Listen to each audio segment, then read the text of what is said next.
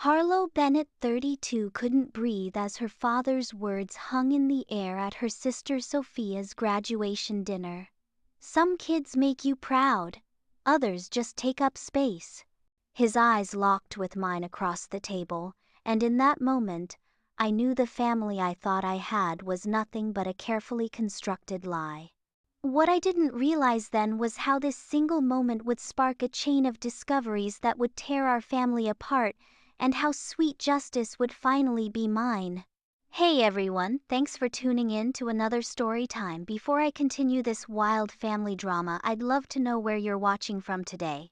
Drop your location in the comments, and if you've ever experienced that gut-wrenching moment when you realize family loyalty isn't what you thought, hit that like button and subscribe to join our storytelling community. Now let's dive deeper into how my father's toast started my journey to uncover decades of family secrets. Growing up in suburban Connecticut, I always felt like I was living in my sister's shadow. Sophia was 3 years younger but somehow seemed to embody everything our parents valued, especially our father Richard Bennett, the respected cardiothoracic surgeon whose approval I desperately sought. While I struggled through school with undiagnosed ADHD, Sophia sailed through with straight A's. When I chose art school instead of pre-med, the disappointment in my father's eyes was unmistakable. "Harlow, art is a hobby, not a career," he'd say dismissively whenever I showed him my latest painting. My mother Eleanor would give me sympathetic glances but never contradicted him. She was the perfect surgeon's wife, elegant, accomplished, and unfailingly supportive of his every opinion. By the time I reached my early 30s, I had built a respectable career as an art director for a boutique advertising agency in Boston. I'd even won a few industry awards, though I never bothered to tell my parents about them. What was the point? Nothing I did would ever compare to Sophia graduating magna cum laude from medical school, following perfectly in our father's footsteps. The night of that fateful dinner, Sophia had just received her MD from Johns Hopkins. Our parents had flown us both to Baltimore and rented a private room at an exclusive restaurant overlooking the harbor. I'd taken 3 days off work and spent money I didn't have on a plane ticket and a new dress, determined to be the supportive big sister, despite the knot of jealousy that had lived in my stomach for as long as I could remember. Throughout the evening, my father couldn't stop talking about Sophia's accomplishments and the promising residency she'd secured at Massachusetts General Hospital. "You'll be working with Dr. Henderson, he's the best in the field." I had to pull some strings, but nothing's too good for my star. My mother nodded appreciatively while I sipped my wine, trying to quell the familiar feeling of inadequacy. I'd brought my portfolio to show them my latest campaign, foolishly hoping that this time would be different, that my father might finally see value in what I'd accomplished. "I actually just landed the Silverstein account," I said during a rare pause in the Sophia praise fest. "It's their national campaign, and they picked my concept over 20 other agencies." "That's nice, dear," my mother said absently, while my father barely glanced up from cutting his steak. "The Silversteins, are they those jewelry people?" he asked vaguely. "No, Dad, they're the largest sustainable housing developer on the East Coast," I replied, the excitement draining from my voice. "The campaign is projected to Sophia," my father interrupted. "Tell them about that research paper you co-authored, the one on mitral valve repair techniques." And just like that, I was invisible again. I sat through another hour of medical jargon I barely understood, nodding and smiling at appropriate intervals, while feeling increasingly disconnected from my own family. When dessert arrived, my father stood to make a toast. I expected the usual: how proud he was of Sophia, how she was fulfilling the Bennett legacy, how bright her future was. But what came next shattered everything. He raised his glass, looking around the table with a smile that didn't quite reach his eyes. "To Sophia, who has made every sacrifice worth it." "Some kids make you proud." His gaze shifted directly to me, cold and dismissive. "Others just take up space." The silence that followed was deafening. My mother looked down at her plate. Sophia had the decency to appear uncomfortable but said nothing, And I sat there 32 years old feeling like I was 8 again, desperate for a father's approval I would never receive. What none of them knew was that this moment wouldn't break me. Instead, it would become the catalyst for uncovering truths that had been buried for decades, truths that would eventually bring the mighty Dr. Richard Bennett to his knees. Because sometimes the child who just takes up space is the one who's paying attention to everything happening in the shadows. As I excused myself to the bathroom, hot tears threatening to spill, I had no idea that within weeks I would discover the first thread of a lie so massive it would unravel our entire family history. And that thread would start with a simple call from my mother's sister, an aunt I barely knew existed because my father had systematically cut off every branch of our family tree that didn't serve his perfect narrative. 3 weeks after Sophia's graduation dinner, I was back in my Boston apartment, buried in work and trying to forget my father's cutting words. My phone rang with an unknown number and I almost didn't answer. But something made me pick up. "Hello, is this Harlow Bennett?" The woman's voice was hesitant but somehow familiar. "Yes, who's this?" I asked, setting down my coffee. "This is your Aunt Meredith. Your mother's sister." There was a pause. "I know we haven't spoken since you were a child. Your father made sure of that." I sank into my couch, memories stirring of a laughing woman with wild curly hair who used to bring me art supplies when I was little. The visits had stopped abruptly when I was around 7, and whenever I'd asked about her, my mother had changed the subject. "Aunt Meredith, I barely remember you." "I know, sweetheart." It wasn't by choice, believe me. I've tried to reach out over the years, but Richard, well, he's very controlling about who gets access to his family. Something in her tone made me sit up straighter. "Why are you calling now? Because your mother's in the hospital and Richard isn't telling you?" The world seemed to tilt sideways. "What? No, that can't be right. I just spoke to Mom 3 days ago. She was fine. It was sudden, a stroke. Not severe, but she's having tests run." Eleanor made the nurse help her call me because Richard took her phone. "She's afraid he won't tell you kids until she's recovered enough to maintain the perfect family image." My heart pounded as pieces began falling into place. The times my mother had been traveling with friends but returned looking exhausted. The hushed phone calls that ended when I entered a room, the prescription bottles I'd glimpsed in, her purse that didn't match any condition she'd ever mentioned to me. "Where is she?" I asked, already reaching for my laptop to book a flight. "Massachusetts General. The private wing, of course. Richard would never have her anywhere he couldn't control the narrative."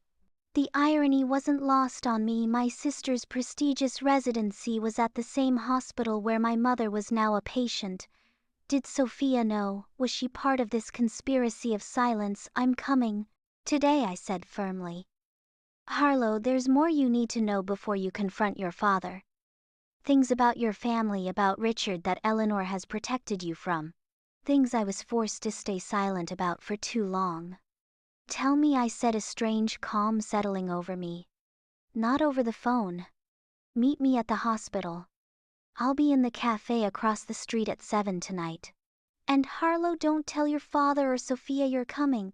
Don't tell them you talked to me." After hanging up, I sat motionless for several minutes, my mind racing. The perfect Bennett family was already cracking, but I sensed that whatever Aunt Meredith knew would shatter it completely. I called my boss, arranged for emergency leave, packed a small bag and booked the next flight to Boston. As the plane took off, I scrolled through family photos on my phone, holiday gatherings, vacations, my parents' anniversary celebrations, searching for clues I might have missed. In every picture, my father stood central, commanding, with my mother at his side, her smile never quite reaching her eyes. Sophia and I flanked them, me always slightly apart, as if I didn't quite fit. Landing in Boston, I took a cab directly to Massachusetts General. My heart hammered as I entered the cafe across the street, scanning the tables until I spotted her, older than in my fragmented childhood memories, her once wild hair, now silver, but with the same kind eyes I remembered. "Harlow," she whispered, standing to embrace me. My God, you look so much like her, like Eleanor before Richard dimmed her light. We sat and she reached across the table to take my hands.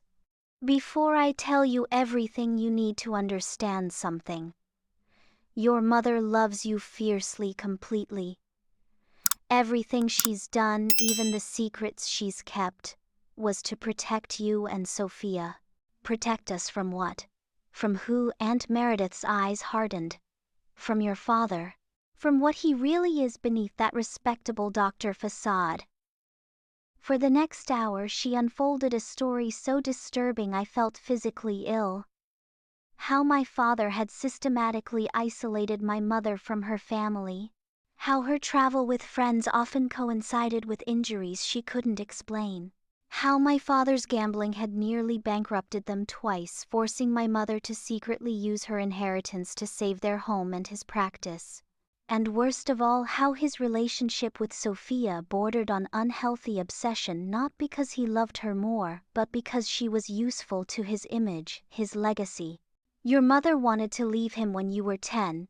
Aunt Meredith revealed, her voice breaking. She had packed bags for both you girls. But Richard threatened to use his connections to get full custody of you both, and back then he would have succeeded. So she stayed, trying to protect you both as best she could within the cage he built. As the cafe lights dimmed and other patrons filtered out, I sat frozen, processing decades of lies. Why are you telling me this now? Because this stroke has scared Eleanor. She's starting to realize she might not always be there to run interference between you and Richard. And because she finally admitted to me what happened at Sophia's graduation dinner, her eyes filled with tears. No parent should ever say what he said to you, Harlow. It broke something in Eleanor to hear him say that, enough that she's finally ready to tell the truth. I nodded, unable to speak past the lump in my throat. There's one more thing, Aunt Meredith said, lowering her voice. Something not even Eleanor knows. It's about Richard's practice and some questionable financial dealings. I have a friend who works in medical insurance investigation. The things she's told me, if they're true, your father could lose everything. His license, his reputation, possibly his freedom. As I left the cafe to check into a nearby hotel, my mind was reeling with revelations and possibilities. I'd come to Boston, expecting a difficult hospital visit. Instead, I'd stumbled upon the first pieces of a puzzle that, once assembled, would change our family forever. In my hotel room, I couldn't sleep.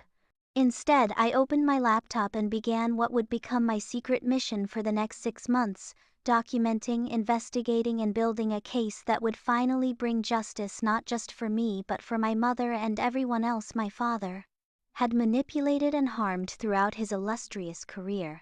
The next morning I arrived at Massachusetts General with a pounding heart and a plan forming in my mind.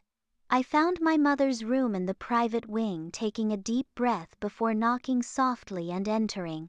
The sight of her shocked me. Eleanor Bennett had always been impeccable hair, perfectly styled makeup, flawless clothing, elegant. The woman in the hospital bed looked small and fragile, her right side slightly drooping, her usually perfect hair limp around her pale face. Harlow, her voice wavered, eyes widening in surprise, and something else, fear. How did you? Aunt Meredith called me, I said, simply moving to her bedside and taking her hand. Mom, why didn't you want me to know you were sick? Tears filled her eyes. Your father thought it best to wait until I was better.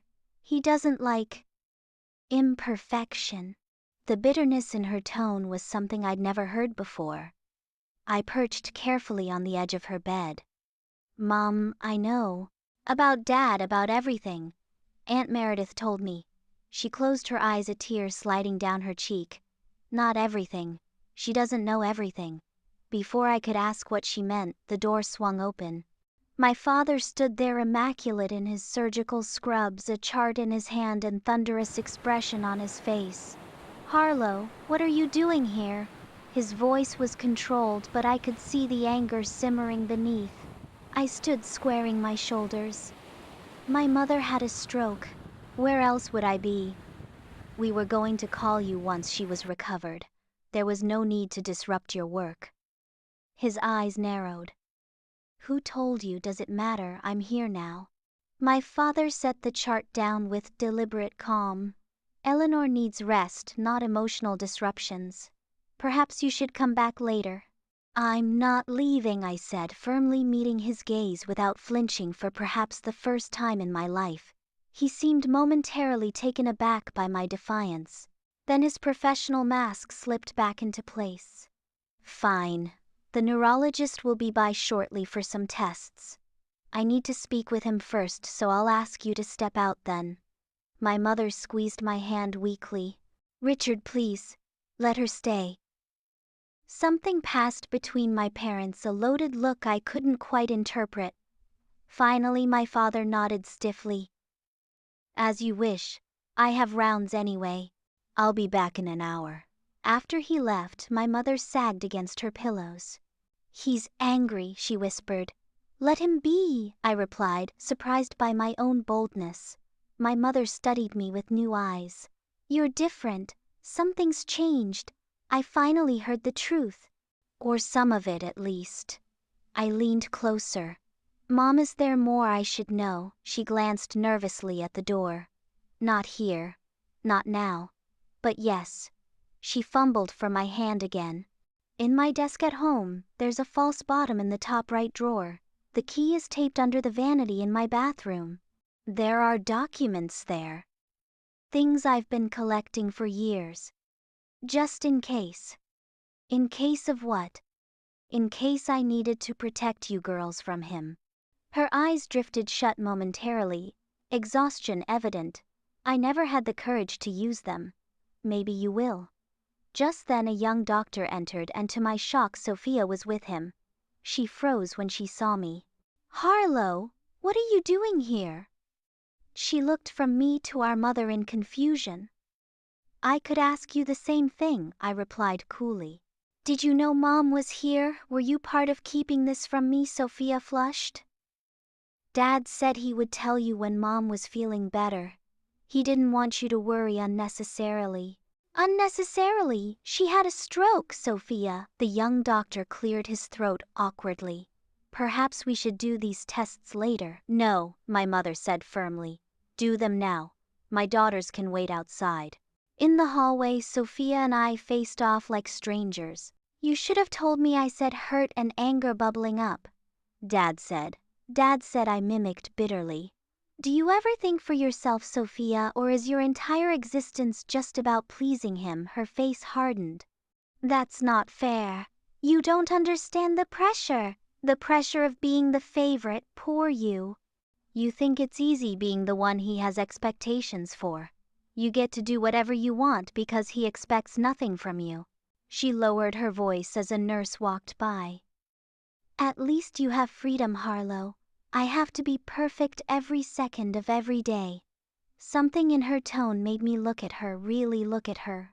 Behind the perfect facade, my sister looked exhausted, dark circles under her carefully made-up eyes, tension radiating from her shoulders. Are you okay? I asked, my anger softening despite myself. She laughed humorlessly.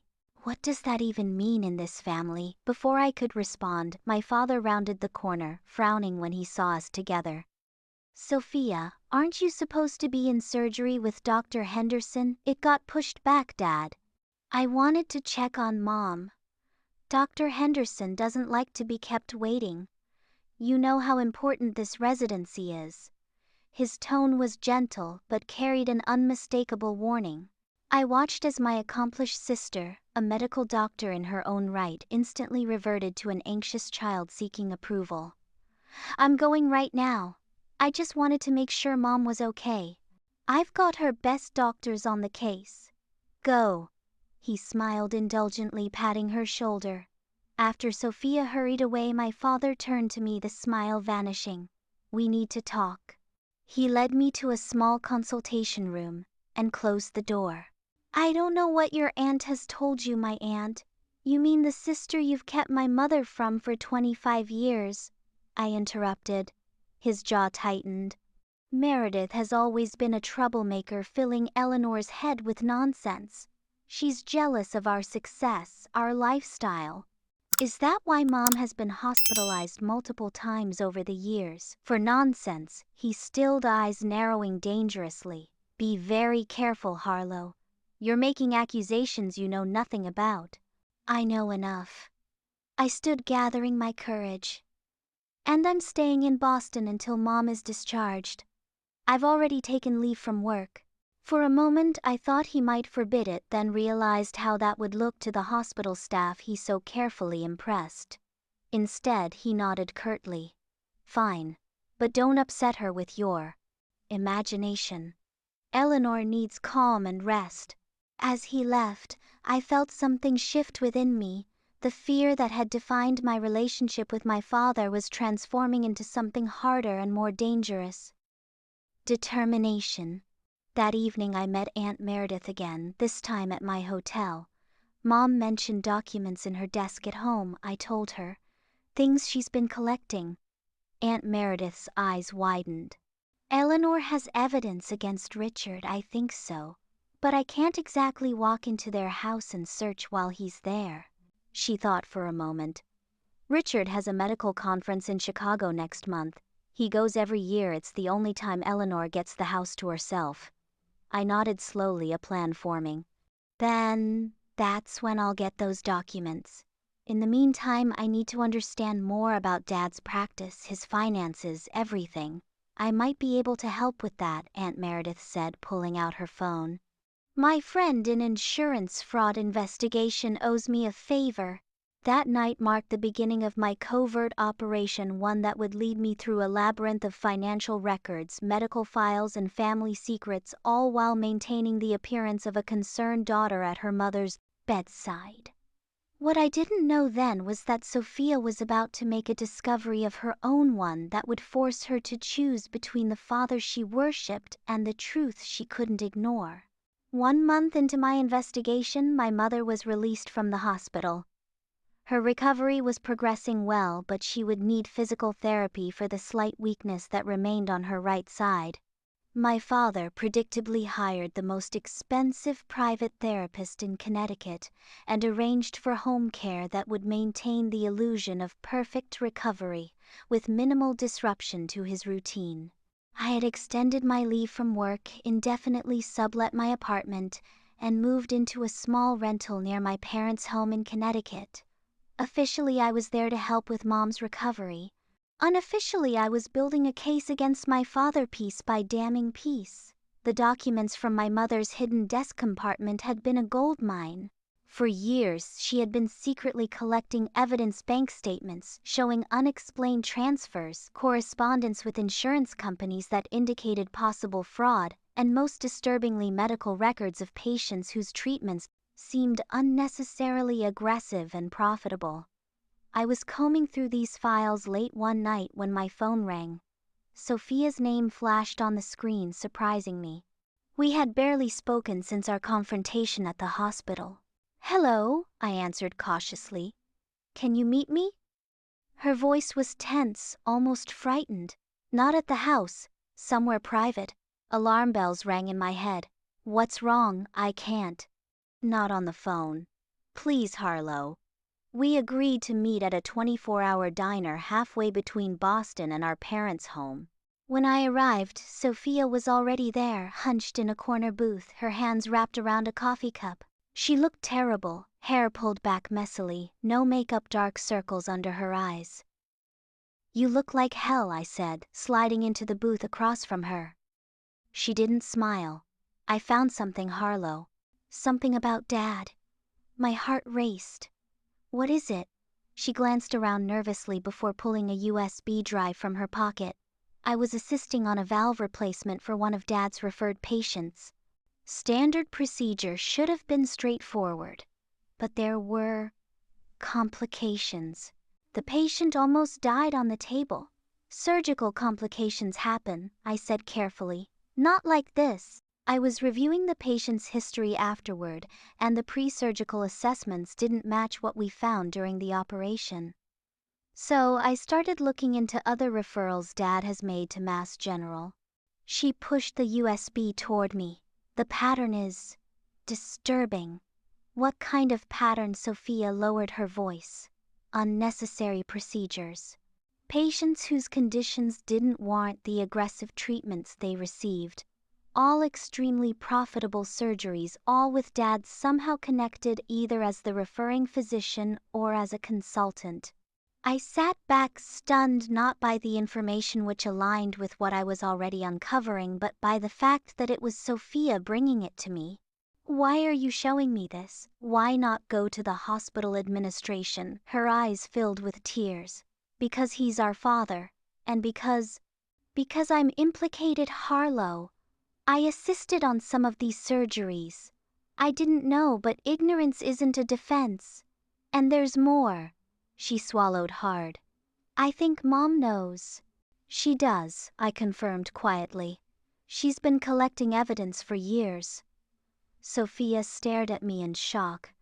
What? How do you know that? I hesitated, then decided to trust her. She told me where to find it while she was in the hospital. I've been investigating for weeks. Without telling me, hurt flashed across her face. Can you blame me? You've been Dad's perfect protege your entire life. I didn't know if you'd choose him or the truth. She flinched as if I'd slapped her. You think I'd cover up medical fraud, risk patients' lives? I think you've spent your entire life seeking his approval. We both have in different ways. Sophia was quiet for a long moment, staring into her coffee. You're right, she finally said. I would have defended him blindly a few months ago. But after what he said to you at my graduation dinner, I started seeing things differently, noticing things I'd been blind to before. Like what? Like how he manipulates everyone around him, how he uses people, including me, especially me. Her voice cracked. Do you know what he said when I got accepted to Johns Hopkins? Not congratulations or I'm proud of you. He said this will be excellent for our family reputation. Our family reputation, Harlow. Not my career, not my dreams. His image. I reached across the table and squeezed her hand. I'm sorry, Sophia. I really am. She squeezed back. What are we going to do with all this evidence? If we go public, it will destroy him. It will destroy our family. Our family is already destroyed, I said gently. It has been for a long time. We just didn't see it. The waitress came by to refill our coffees and we fell silent until she left. Then Sophia asked the question that had been haunting me for weeks. What about Mom? This will devastate her. I took a deep breath. Actually, I think it might free her. Aunt Meredith told me you've been talking to Aunt Meredith, Sophia interrupted, eyes wide. Yes, for weeks now. She's the one who told me Mom was in the hospital. I watched understanding dawn on my sister's face. Mom's been trying to protect us all these years, Sophia. From what Dad really is, from what he's done. Maybe it's time we protected her instead. For hours we sat in that diner, piecing together our separate discoveries, forming a more complete picture of the man our father truly was. By the time the sun rose, casting long shadows across the sticky table, we had formed a tentative plan. We need to talk to Mom first, Sophia insisted. She deserves to know what we're planning. I agreed, though, with trepidation. Our mother had lived under our father's control for so long, would she be able to stand against him now? 2 days later we found our opportunity. My father was at the hospital for emergency surgery, likely to be gone all day. Sophia took a rare day off and drove down from Boston. Together we sat with our mother in her sunroom, the evidence spread carefully before her. Mom, I began gently, we know what Dad's been doing. The fraud, the unnecessary surgeries, all of it. And we know you've been collecting evidence. She didn't seem surprised. Instead, a strange calm settled over her features. I always knew this day would come. I just didn't think it would be my daughters who finally uncovered the truth. Why didn't you go to the authorities? Sophia asked, her voice breaking. Our mother looked out at her carefully tended garden. Fear at first. of what he would do of losing you girls. Then shame for staying silent so long. She turned back to us with eyes suddenly fierce. And strategy? One accusation from a hysterical wife would go nowhere, but 20 years of methodically collected evidence that's harder to dismiss. I stared at her in amazement. This wasn't the passive, elegant shadow of a woman I'd grown up with. This was someone with steel beneath the silk. We want to take this to the authorities, I said. But we wanted your blessing first. She was quiet for a long moment, fingers tracing the edge of a damning bank statement. What will happen afterward? Have you thought about that? Where will you live, Sophia? Your residency is tied to his connections. What about your reputation by association? I don't care, Sophia said firmly. I'd rather rebuild my career from scratch than continue being complicit. Our mother nodded, then looked at me. And you, Harlow, you've always been stronger than you knew. But are you ready for what coming against your father will mean? I've been ready since that dinner, when he said I'd just take up space. I replied, surprised by the father steadiness in my voice. The question is, are you ready, Mom? Eleanor Bennet straightened in her chair, the lingering weakness from her stroke seemingly forgotten in this moment of decision. I've been preparing for this day for 20 years. She reached for our hands. Do it. End this. But be prepared, your father won't go down without a fight. And he fights dirty. As we gathered our evidence, my mother moved to her desk and unlocked a drawer I hadn't discovered in my earlier search. From it, she withdrew a thin file. There's one more thing you should know. Something I've never told anyone. She handed the file to me. Inside was a DNA test from 28 years ago. What is this? I asked, confusion washing over me as I tried to make sense of the medical terminology. Proof that you are not Richard's biological daughter. The world seemed to tilt beneath me. Sophia gasped beside me. Before I married your father, I was engaged to another man, Jonathan. We were young and in love, but he was from a working-class family. When the prestigious Dr. Bennet showed interest in me, my parents pushed me toward him instead. Her voice was steady now, as if unburdening herself of this secret had lifted a weight. I broke things off with Jonathan, but we met one last time to say goodbye. 9 months later, you were born. Dad. Richard. Does he know? I whispered. He suspected from the moment you were born. You have Jonathan's artistic talent, his way of seeing the world. Richard demanded a paternity test when you were 4, during a particularly difficult period in our marriage. When it confirmed his suspicions, he wanted to put you up for adoption. I couldn't breathe. Sophia's hand found mine, squeezing tightly. I refused. Our mother continued. I threatened to leave and take both of you girls. It was the only time I ever truly stood up to him. He agreed to keep you, but from that day forward he treated you differently. You weren't his real daughter, not part of his precious genetic legacy. When Sophia came along with her perfect Bennet features and aptitude for science, the division became even more pronounced. Why didn't you ever tell me? I asked, tears streaming down my face. I wanted to protect you from feeling unwanted, and selfishly I feared you might hate me for the lie. She reached out to touch my cheek. Jonathan died when you were 12, a car accident. I never got to tell him about you. That's my greatest regret. As this revelation settled over us, changing everything I thought I knew about myself, a strange liberation followed the shock. Suddenly, a lifetime of my father's coldness made a twisted kind of sense. I wasn't a disappointment, I was never his to begin with. Does this change anything about our plan? Sophia asked softly. I thought for a moment, then shook my head. No. If anything, it makes me more determined. He's hurt enough people. As we left our mother's house that afternoon, the weight of our decision hung heavy in the air.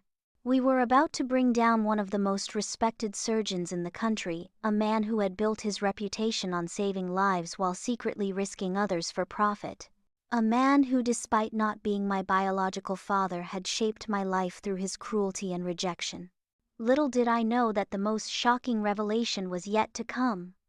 One that would shake the foundations of the medical establishment and test the newfound bond between Sophia and me in ways we could never have imagined. Hey everyone, I can feel your anticipation from here. We're just getting to the biggest twist in this family drama.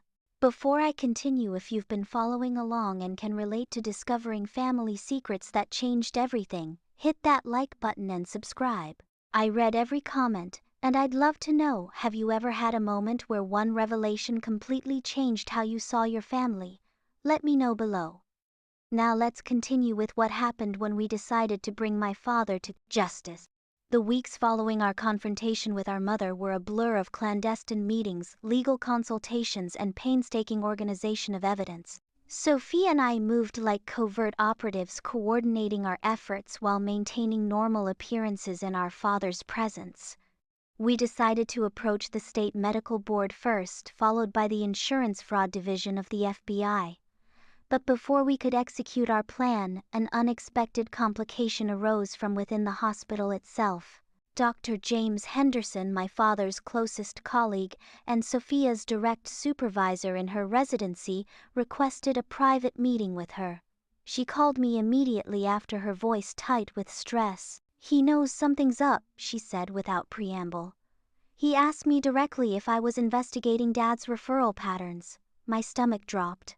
"What did you tell him?" I deflected, said I was doing research on surgical outcomes across different demographic groups. "But Harlow, I don't think he bought it. And there's something else, something weird." He asked me if I'd ever heard Dad mention Operation Lazarus. Operation Lazarus, what's that? I have no idea. But the way he asked it felt significant, like a test to see how much I knew. This mysterious reference sent me diving back into our mother's files, searching for any mention of Lazarus. I found nothing, but when I expanded my search to public medical journals, a disturbing pattern emerged. Over the past 15 years, my father had published several groundbreaking papers on a revolutionary valve replacement technique, one that had made his reputation and brought millions in research grants and patents to his practice. The technique was considered relatively low risk with exceptional outcomes, but as I cross-referenced publication dates with our mother's secret records, I noticed something alarming. In the months preceding each major paper, there had been patient deaths at unusually high rates. Deaths that were never mentioned in the published research. I shared my discovery with Sophia during our next clandestine meeting at my rental apartment. "What if Operation Lazarus refers to these papers?" I suggested, spreading the evidence across my kitchen table. Lazarus, the biblical figure who rose from the dead. What if Dad was burying his failures to resurrect his technique as a miracle cure? Sophia paled as she reviewed the timeline I'd created. If this is true, he's not just committing insurance fraud. He's falsifying research data. Harlow people build on this research. Other surgeons use his techniques. If they're based on manipulated outcomes, the implications are massive. I finished for her. It could mean hundreds of patients at risk nationwide. We were still processing this revelation when Sophia's phone rang. "Dr. Henderson," she answered on speaker. "Dr. Bennett, I need to see you in my office immediately." "I'm not at the hospital today, Dr. Henderson. I'm visiting my mother." There was a pause. "This isn't a request, Sophia. It concerns the questions you've been asking, and the files you accessed." After she hung up, we stared at each other in alarm. "He knows," Sophia whispered. "They're on to us. Then we need to move now," I said decisively, "before they can destroy evidence or counter-narrative us." "What do you mean? If Dad realizes we're investigating him, his first move will be to discredit us. Me, he can dismiss as the jealous, less successful daughter. But you're a threat from within his world. He'll destroy your credibility." The fear in Sophia's eyes confirmed she knew I was right. "What do we do?" "We take everything to the medical board and the FBI. Today." No more waiting. Within hours, we had compiled our most damning evidence and headed to the state capitol. Through Aunt Meredith's contact in insurance fraud investigation, we'd arranged a meeting with both medical board representatives and federal investigators. The meeting was grueling: 6 hours of presenting evidence, answering questions, and providing sworn statements. By the end, even the most skeptical investigators seemed convinced of the severity of our allegations. They assured us they would move quickly but cautioned us to maintain absolute secrecy while the investigation proceeded. Dr. Bennett is well connected, the lead FBI agent warned us. If he gets wind of this before we've secured all the evidence, he could call in favors, destroy records, or worse. On the drive back, Sophia was unnaturally quiet. Finally, she spoke. "I've ended my career, haven't I? Even if everything we've said is proven true, I'll always be the daughter who turned in her father. No hospital will want that liability." I reached across the console to squeeze her hand. "You've saved lives, Sophia. Maybe hundreds. That matters more than any career trajectory." She nodded, but the uncertainty in her eyes remained. "What about Mom? Should we tell her we've done it?" "Not yet," I decided. "The less she knows right now, the safer she is if Dad suspects something." But we had underestimated both my father's surveillance and his ruthlessness. When Sophia returned to her apartment that night, Dr. Henderson was waiting in the lobby. And when I arrived at my rental, I found the door unlocked and my research scattered a clear message that our investigation had been discovered. My phone rang almost immediately. My father's name flashed on the screen. "Hello, Richard," I answered, abandoning all pretense of normalcy. "You've made a serious mistake," he said, his voice cold and controlled. "Both of you?" "I don't think so. You have no idea what you're interfering with. The work I do saves lives. Hundreds of lives. Not the ones you've buried in your data," I countered. "Not the ones who died while you perfected Operation Lazarus." His sharp intake of breath confirmed my suspicions. "Who told you that name?" "It doesn't matter. What matters is that we know everything. And so do the authorities." There was a long pause. When he spoke again, his voice had changed, softer, almost reasonable. "Harlow, let's discuss this as a family. There are explanations you haven't considered, contexts you don't understand. Come to the house tomorrow. Bring Sophia. We can resolve this privately. It's too late for that." "It's never too late for family," he insisted, an edge of desperation creeping into his voice. "Think about your mother. Think about what this will do to her. To our name." "I am thinking about her," I said firmly. "For the first time, someone in this family is putting her first." After hanging up, I immediately called Sophia to warn her, only to find her phone going straight to voicemail. Panic rising, I tried Dr. Henderson's office, the hospital, even our mother. No one had seen her since she left the meeting with the authorities. It wasn't until nearly midnight that I received a text from an unknown number: "I'm okay. Dad found my phone, using friends. Don't call back. Meet tomorrow at Mom's 10 a.m. I barely slept that night, jumping at every sound, checking and rechecking the locks on my doors and windows. My father's controlled rage had always been frightening, but now that we'd threatened his carefully constructed empire, I feared what he might be capable of. By morning, our small family conspiracy had grown. Aunt Meredith arrived at our mother's house shortly after I did, bringing with her additional documentation she'd obtained from her insurance investigator friend. Sophia arrived last, looking exhausted but determined. Henderson threatened my residency, my medical license, everything, she reported grimly. Then he offered to protect me if I would recant my allegations and claim you coerced me. She shook her head in disgust. They're closing ranks.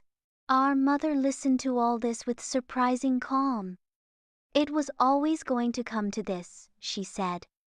"Richard won't surrender his reputation without using every weapon at his disposal. We need to get you somewhere safe," I insisted. "If he's threatening Sophia's career, who knows what he might do to you." "I'm not hiding," Eleanor said firmly. I've spent too many years being afraid of that man. No more. As we strategized our next moves, the doorbell rang. We froze, exchanging alarmed glances. Through the side window I could see my father's car in the driveway. "I'll handle this," our mother said, rising with dignity. "Mom knows," Sophia began, but Eleanor silenced her with a look. "It's time," she said simply and walked to the door.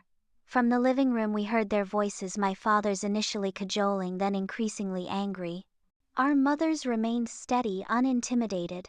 When they entered the living room together, the tableau was striking: Richard Bennett, the esteemed surgeon, suddenly looking old and desperate. Eleanor Bennett, the long-time victim, standing tall despite her recent stroke. "So," my father said, surveying the four of us, "the Bennett women have formed a little coup." "Not a coup," I corrected. "Justice." He turned his attention to me, eyes cold. You've never been part of this family, not really. And now I understand why. You've always been working to destroy what I built." "Richard, stop it," our mother snapped. "She didn't know about her paternity until recently, and you know it." He ignored her, focusing now on Sophia. "And you. My greatest disappointment. I gave you everything: opportunities, connections, a future most would kill for. And this is how you repay me. By betraying your own father." For the first time in her life, Sophia didn't wither under his criticism. "I chose to honor my oath as a doctor.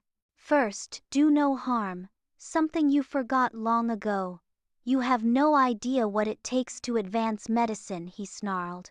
"The risks, the sacrifices. Operation Lazarus has saved thousands. Yes, there were failures along the way. That's the price of progress. The price was paid by patients who didn't consent to being your guinea pigs," I interjected. "People who trusted you with their lives while you used them for your research. And falsified the results," Sophia added. "How many surgeons are using your technique based on manipulated data? How many more people will die because you hid the real risks?" My father's face had grown increasingly red during this exchange. "You think you've won," he said, voice shaking with rage. "But you have no idea who you're dealing with. By this time tomorrow, this evidence of yours will be discredited, your accusations dismissed as the vengeful actions of an unstable daughter and her jealous sister." Our mother stepped forward, then placing herself between him and us. "No, Richard. It ends now. I've already provided my own statement to the medical board. I've detailed every cover-up I witnessed, every falsified record, every patient complaint that mysteriously disappeared. It's over." The color drained from my father's face. "Eleanor, you wouldn't. After everything I've given you." "Given me," she repeated incredulously. "You've taken from me my family, my independence, my self-respect. The only things of value I have in this world are my daughters. And I won't let you destroy them to save yourself." For a moment I thought he might become physically violent, his hands clenched, body rigid with fury. Then suddenly his posture changed. His shoulders slumped and an eerie calm seemed to settle over him. "You'll regret this," he said quietly. "All of you." He turned and left without another word. We stood in silence, the weight of what we'd done, what still lay ahead, settling over us. "He's going to destroy evidence," Sophia said urgently. "We need to warn the investigators." As she made the call, I noticed our mother swaying slightly. "Mom, are you okay?" She smiled weakly. "Just tired. It's been a long time coming, this confrontation." But as I guided her to sit down, I realized she was more than tired. Her right arm hung limply and her speech was beginning to slur, another stroke brought on by the stress of confronting her abuser. "Call 911, I shouted to Aunt Meredith, lowering my mother gently to the couch. What followed was a nightmare of ambulance sirens, emergency rooms, and tense hours in hospital waiting areas.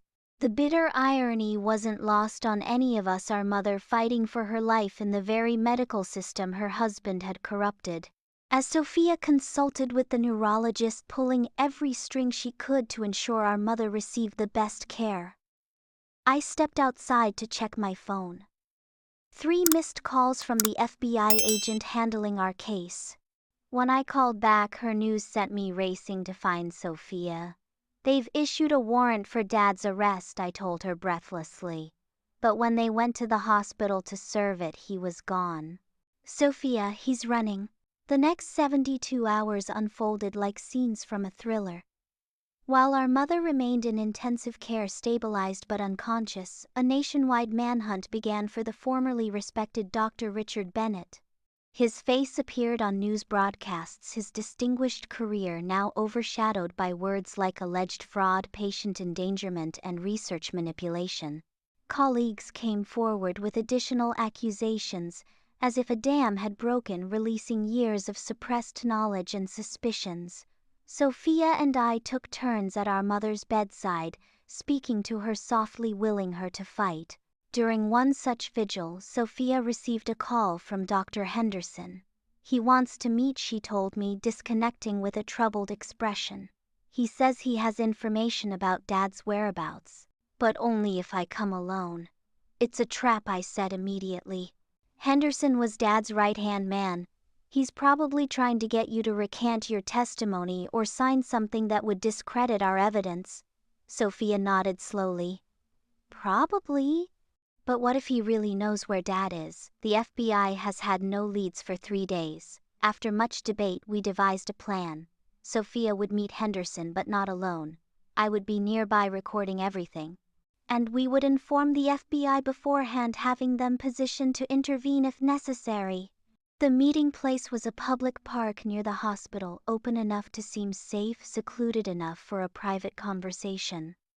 I positioned myself at a nearby bench, sunglasses hiding my face, phone set to record in my pocket. Dr. Henderson arrived exactly on time, his usual imposing presence diminished by evident stress. Dark circles shadowed his eyes, and his normally immaculate appearance was noticeably disheveled. "Thank you for coming," he said to Sophia, glancing nervously around the park. "I don't have much time." "Where's my father?" Sophia asked directly. Henderson sank onto a bench. "I don't know exactly, but I know he had a contingency plan, property in Costa Rica, money in offshore accounts. He prepared for this possibility years ago." "Why are you telling me this?" "Because they're coming for me next." His voice cracked. "I didn't know the full extent, Sophia. I swear. I knew there were shortcuts in the research, data that was emphasized over other data. But I didn't know about the patient deaths until your accusations triggered an internal review." Sophia stood very still. "Are you saying you want to cooperate with the investigation?" "I'm saying I was following orders. Your father was the architect of Operation Lazarus. I just helped implement certain aspects." "That's not going to save you," Sophia said coldly. "You're a doctor. You had an obligation to your patients, not to your mentor's career." Henderson's face hardened. "You're one to talk about obligations. You betrayed your own father." "I chose patients over family loyalty." "What's your excuse?" He had no answer for that. Instead, he reached into his jacket and withdrew an envelope. "Your father left this for you. He said you'd understand once you read it." Sophia hesitated, then took the envelope. "Is that all?" "No." Henderson leaned closer. "There's something else you should know. The heart valve technique, the one from Operation Lazarus, it's been implemented in hospitals nationwide, thousands of patients. If the allegations about data manipulation are true, it could be a nationwide medical disaster." Sophia finished, the color draining from her face. "Precisely. Which is why some very powerful people want this investigation to go away. People who've built reputations and fortunes on your father's research. They've invested millions in the technology, the patents." "Are you threatening me?" Henderson stood. "I'm warning you. This goes beyond your family drama. You've stumbled into something much bigger." He checked his watch. "I have to go. My lawyer is expecting me." As he walked away, I approached Sophia, who stood frozen, the unopened envelope clutched in her hand. "What's in it?" I asked. "I don't know if I want to find out." But of course we did. Back at the hospital in the quiet corner of the cafeteria, Sophia carefully opened the envelope. Inside was a single page of our father's distinctive handwriting and a small key. "My dearest Sophia," the letter began, and the possessive term made us both wince. "By now the machine against me will be in full motion. Your sister has poisoned you against me, turned you from your purpose, your destiny. But there is still time to understand what you've done." The letter continued rambling between self-justification and threats, the writing becoming less controlled as it progressed. Operation Lazarus was not just a technique, it was a revolution. Yes, there were casualties. Progress demands sacrifice, but the lives saved have far outweighed the lives lost. History will vindicate me. The final paragraph was the most disturbing. "The key enclosed opens a safety deposit box at First National Bank box #872. Inside is the full research data, the real data, not the sanitized version. Review it, Sophia. Understand what you've destroyed. Then decide if you'll continue this betrayal or reclaim your rightful place as my heir. The choice and the consequences are yours." Sophia's hands trembled as she set the letter down. "He's insane," she whispered, completely detached from reality. "What are you going to do about the safety deposit box?" She didn't hesitate. "Turn the key and the letter over to the FBI. Whatever's in that box is evidence." As we left the cafeteria to find our FBI contact, Sophia's phone rang again. This time it was the hospital administrator from Mass General. Her face grew increasingly grim as she listened. "They've suspended my residency pending investigation," she reported after hanging up. "Effective immediately. They're concerned about my judgment and potential complicity in Dad's fraud." I squeezed her shoulder sympathetically. "We knew this might happen. It's temporary. Once they understand you were the whistleblower, it doesn't matter." Her voice was resigned but steady. I'd make the same choice again. The next morning brought unexpected news. Our mother regained consciousness, weak but lucid. As soon as she could speak, she asked about Richard. "He's gone, Mom," I told her gently. "The FBI is looking for him." To my surprise, she nodded as if this confirmed something she already knew. "The house in Antigua," she murmured. "What house in Antigua? He bought it 7 years ago. Under a different name. I found the deed during one of his trips." Her voice was faint but determined. "Tell the authorities. Eleanor Prescott. That's the name he used, my maiden name. The irony." Within hours, the FBI had the information. By nightfall, international law enforcement was involved. And 3 days later we received confirmation. Dr. Richard Bennett had been apprehended trying to board a yacht in Antigua, carrying false identification and over $1 million in bearer bonds. The media explosion that followed was overwhelming. Overnight, we went from being the respected Bennett family to the center of what journalists were calling one of the most shocking medical scandals in modern history.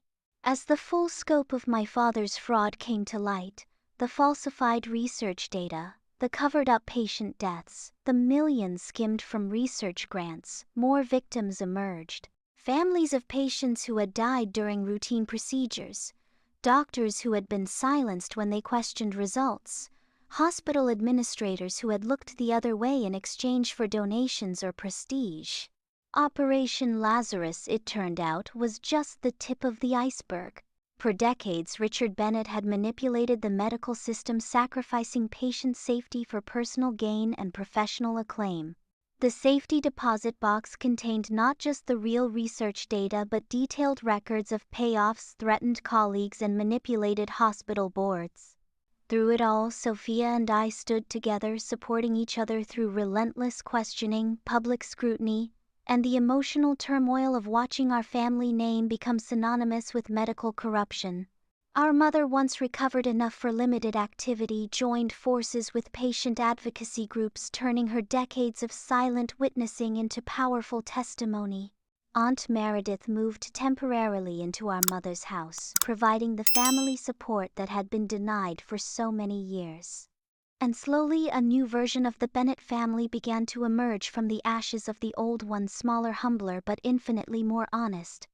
6 months after my father's arrest, as his case moved slowly through the legal system, Sophia and I met for coffee at the same diner where our alliance had begun. "I heard from Johns Hopkins today," she said, a cautious hope in her voice. "They've reviewed my case and concluded I acted ethically as a whistleblower. They've offered me a position in their ethics department, teaching medical students about fraud prevention and patient advocacy." "Sophia, that's amazing!" I reached across the table to squeeze her hand.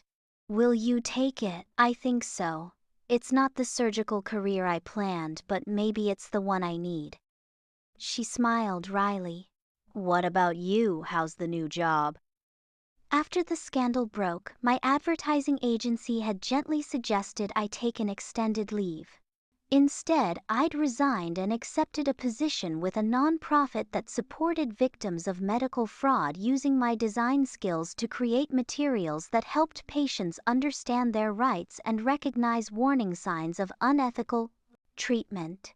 "It's more meaningful than selling luxury condos, that's for sure," I replied.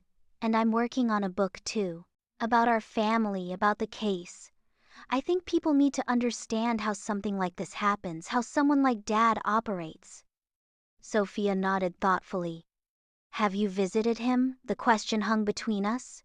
Richard Bennett was currently in federal detention, awaiting trial, having been denied bail due to flight risk. "No," I admitted. "I've thought about it, but I'm not ready." "Have you once?" Her eyes clouded with the memory. "He still doesn't understand what he did wrong. He talked about being persecuted by inferior minds who couldn't grasp his vision." She shook her head sadly. "He asked me to testify on his behalf, and I told him I'd be testifying for the prosecution." She took a deep breath. "He said I was dead to him, that I was throwing away my heritage, my future. Then he said something strange. He said, 'Ask your sister who she really is now. Ask her if she's proud of destroying her father's legacy when she's not even a Bennett.'" I felt cold despite the warm coffee cup between my hands. "He told you about your biological father?" "Yes." Sophia reached across the table again. "It changes nothing, Harlow. You're my sister. You always will be." Tears pricked my eyes. "Even though I destroyed your career, your relationship with Dad, everything." "You didn't destroy anything worth keeping," she said firmly. "You saved me from becoming complicit in something terrible. You showed me what real integrity looks like." As we sat there, two sisters forged in fire rather than blood, I reflected on the strange journey that had begun with a cruel toast at a graduation dinner. My father, the man who had raised me if not created me, had been right about one thing. Some kids make you proud. Others just take up space. But he had been wrong about which category I belonged in. And now, helping to bring justice to his victims, finding my voice and my strength, I was finally proud of the space I occupied in the world. When I visited our mother the next day, I found her in the garden, carefully pruning roses despite the lingering weakness in her right hand. She looked up as I approached, smiling with a serenity I'd rarely seen in her before. "I had a strange thought this morning," she said, as I sat beside her on the garden bench. "For the first time in 40 years I woke up and didn't immediately wonder how my actions would affect Richard's mood or opinions. I just existed. For myself." I took her pruning shears, helping her with a stubborn stem. "Are you happy, Mom?" She considered the question seriously. "Not yet. There's too much damage, too many years lost. But I'm free, and I think happiness might be possible now." She looked at me intently. "What about you? Are you happy, Harlow?" The question caught me off guard. Was I happy? After months of legal depositions, public scrutiny, rebuilding my career from scratch, I'm authentic, I finally answered. For maybe the first time in my life. I'm not trying to earn approval that will never come. I'm not pretending our family was something it wasn't. It's painful, but it's real. She nodded as if this made perfect sense. Your biological father, Jonathan, he was like that. Authentic. It's what I loved about him. She touched my cheek gently. He would have been so proud of you, Harlow. Not despite what you've done, but because of it. As the sun set over the garden that had once been my father's showpiece, now growing slightly wild under my mother's more natural approach, I felt a sense of completion. The story wasn't over. The trial was still ahead, victims were still being identified, careers and lives were still being rebuilt. But the truth was finally free, like a bird long caged suddenly finding its wings. Some kids make you proud. Others just take up space. In the end, I had made myself proud. And that, I was learning, was what truly mattered. 1 year to the day after my father's arrest, I stood in a courtroom watching as he was sentenced to 30 years in federal prison for fraud, endangerment, and a host of other charges. He looked smaller, somehow diminished without his surgical scrubs and the powerful aura he had cultivated so carefully. As the judge delivered the sentence, my father's eyes found mine in the gallery. There was no remorse there, only cold hatred. I held his gaze steadily, no longer the afraid little girl, desperate for his approval. Outside the courthouse, reporters clamored for statements. Sophia, now established in her new role at Johns Hopkins, delivered a brief, powerful comment about patient trust and medical ethics. Our mother, standing tall despite the physical toll of the past year, spoke eloquently about supporting victims and rebuilding faith in the medical system. When they turned to me, I said simply, "Today isn't about the Bennett family. It's about justice for those who suffered because one man valued his reputation above his oath to do no harm. If there's any lesson here, it's that the truth may be buried for years, but it finds its way to the light eventually." Later that evening, Sophia, our mother, Aunt Meredith, and I gathered at my new apartment for a quiet dinner. There was no champagne, no celebration, too many lives had been damaged for that. But there was a sense of closure, of a chapter ending and a new one beginning. To truth, Aunt Meredith offered as a toast, hard-won and long overdue. We clinked glasses solemnly. Then Sophia added, "And to family, the real kind, built on honesty, not image." As we ate together, sharing memories and plans for the future, I realized something profound. My father's cruelest words, "Some kids make you proud, others just take up space," had lost their power to wound me. In their place was a new understanding. I didn't need to make anyone proud but myself. And the space I took up in the world was precisely the space I deserved, no more, no less. Thank you all for listening to my story. If you've ever had to choose between painful truth and comfortable lies in your family, I'd love to hear about your experience in the comments. This journey taught me that family karma eventually comes due, and sometimes justice arrives in unexpected ways. If this story resonated with you, please like, subscribe, and share with someone who might need to hear that standing up for what's right is always worth it, even when it costs you everything you thought you wanted. Until next time, remember that your worth isn't determined by others' opinions, especially not from those who should have loved you unconditionally.